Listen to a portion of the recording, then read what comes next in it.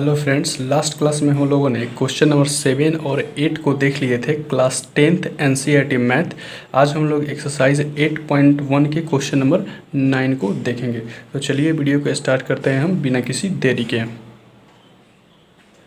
चलो, question number 9 है, बोल रहा है कि ट्रायंगल ए बी सी में जिसका एंगल बी समकोण है यदि tan A is equal to 1/√3 तो निम्न के मान निकालिए। यहाँ पे इंग्लिश में लिखती हैं कि if in triangle A B C angle B is a right angle and tan A is equal to 1/√3 then find the value of sin A into cos C plus cos A into sin C। और दूसरा का number है cos A into cos C minus sin A into sin C।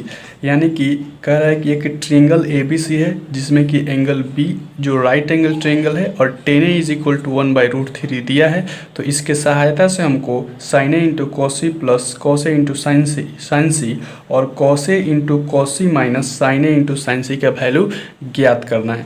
तो सबसे पहले कह रहा है कि ट्रायंगल ए बी सी में जिसका एंगल बी समकोण है, तो सबसे पहले एक एंगल ए बी सी बनाते हैं जिसका एंगल जो बी है वो क्या है, वह एक राइट एंगल ट्रायंगल है। तो सबसे पहले एक ट्रायंगल का फॉर्मेशन हम लोग करते हैं। ठीक है, सबसे पहले एक ट्रायंगल का फॉर्मेशन करते हैं। तो ये ट्रायंगल हो गया, ठीक है, और इसका जो बी यहाँ पे ए हो गया, यहाँ पर बी हो गया, यहाँ पर सी हो गया।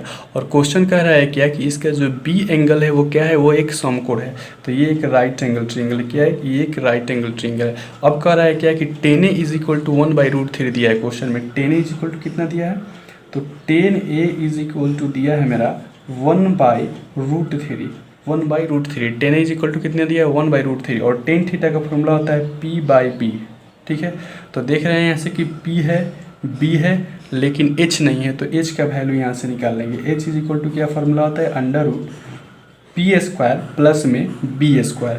तो P का वैल्यू कितना है, 1, और 1 का होल स्क्वायर 1 ही होगा, प्लस B का वैल्यू √3 और √3 का होल स्क्वायर 3 होगा। तो 3 और प्लस 1 4, और 4 का रूट अगर करेंगे तो यहाँ से 2 आएगा। क्या आएगा, 2 आएगा। और tan है, एंगल ए दिया है, तो ए से देखेंगे पी बी और एच का वैल्यू क्या होगा। तो ए से अगर देखेंगे तो ए यहाँ पर ये वाला tan है, tan A में ए एंगल दिया है तो ए से देखना पड़ेगा। तो ए के सामने वाला क्या होता है, परपेंडिकुलर, यानी कि पी होता है, और पी का वैल्यू कितना है, 1 है, तो ये मेरा 1 होगा। और राइट एंगल के सामने वाला जो होता है वो हाइपोटेनस होता है, यानी कि एच होता है। तो एच कितना है, 2 आया है, तो ये क्या होगा, एच, यानी कि ये 2 होगा। और जो बच जाता है वो बी होता है, यानी कि बेस। तो बी क्या है यहाँ पर, √3 है, तो यहाँ का √3 का √3 हो गया। अब हमको वैल्यू निकालना है पहला वैल्यू निकालना है sin A into cos C plus में cos A into sin C, इसका वैल्यू निकालना है। तो as we all know that sin A यानी कि sin थीटा का फॉर्मूला क्या होता है, P/H, और एंगल A दिया है तो यहाँ पर एंगल A से देखेंगे।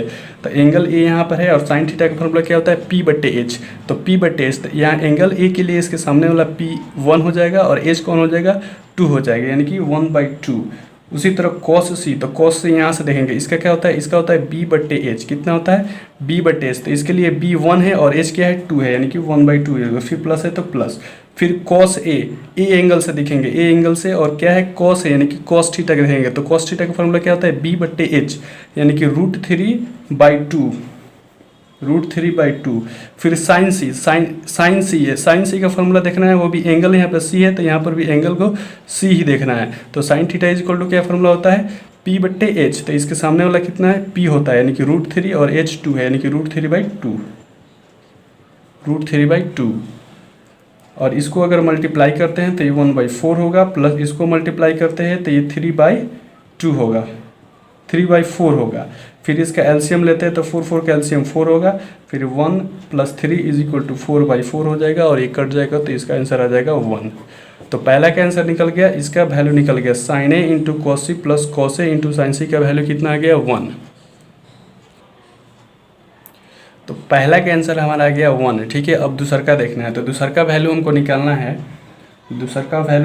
है, cos A इंटू में cos C माइनस साइन ए इंटू में साइन सी, इसका वैल्यू निकालना है। ठीक है, तो यहाँ से कॉस ए है तो कॉस थीटा का तो फॉर्मूला लगाएंगे, लेकिन यहाँ पर एंगल ए है तो यहाँ पर एंगल ए से हम देखेंगे। तो इसमें आते हैं कॉस ए, यहाँ पर आता है एंगल ए है और इसके लिए कॉस थीटा का फॉर्मूला होता है। तो कॉस थीटा का फॉर्मूला क्या होता है, बी बट्टे एच, यानी कि ये होगा इसके सामने वाला तो ये पी होता है और ये बी होता है, तो ये √3/2 होगा। कितना होगा, √3/2,